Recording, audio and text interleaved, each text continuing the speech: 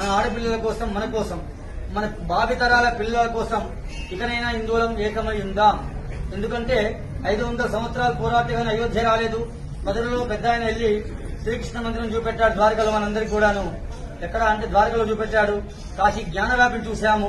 ఇంకా చాలా ఉన్నాయి చూసేది. మన సాంప్రదాయాలు, సనాతన ధర్మాన్ని కాపాడే వాళ్ళకి మీ అమూల్యమైన సమయం వెచ్చించండి. వచ్చేవి ఎలక్షన్లు, ఓటు కోసమే బ్యాంకింగ్ చేస్తున్నారు. మన పిల్లలకి ఏం కావాలి? విద్య కావాలి. ఉచిత పథకాలు మనకొద్దు, బస్సులు ఎక్కలేము. ఇది గుర్తుపెట్టుకోండి. ఏది ఉచితం ఇస్తుందో వెంకట మనకి ఇంకోటి వస్తుంది. మన ధర్మం కాపాడే వాళ్ళకే మనం అండగా నిలబడదాం.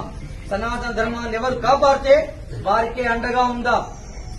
గత 14 ఏళ్ల క్రితం చూడండి భారతదేశం, ఇప్పుడు చూడండి. సత్యం మాట్లాడుతున్నాను.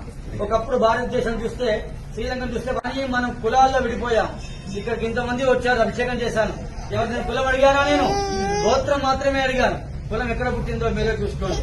మనకు కావాల్సిన రిజర్వేషన్ లేని చదువు కావాలి. మనం అఖండ భారతం నిర్మించుకుందాం.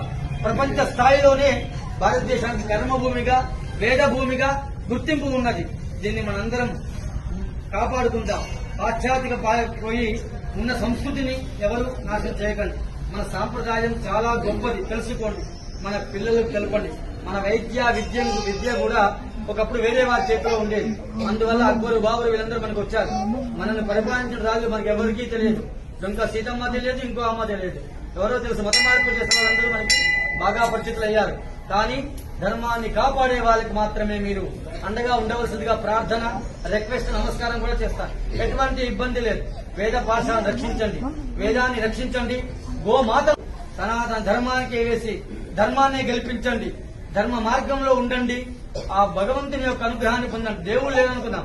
అమెరికాలో ఎవరో ఉన్నారు. అక్కడి నుంచి ఫోన్ చేస్తే ఎలా వస్తుంది అంతరంగాల్లో? చెప్పండి. అక్కడ మాట్లాడుతున్నామా లేదా? మనిషిని మనం చూడట్లేదు కదా, ఫోన్లోనే మాట్లాడుతున్నాం. అవునా కాదా?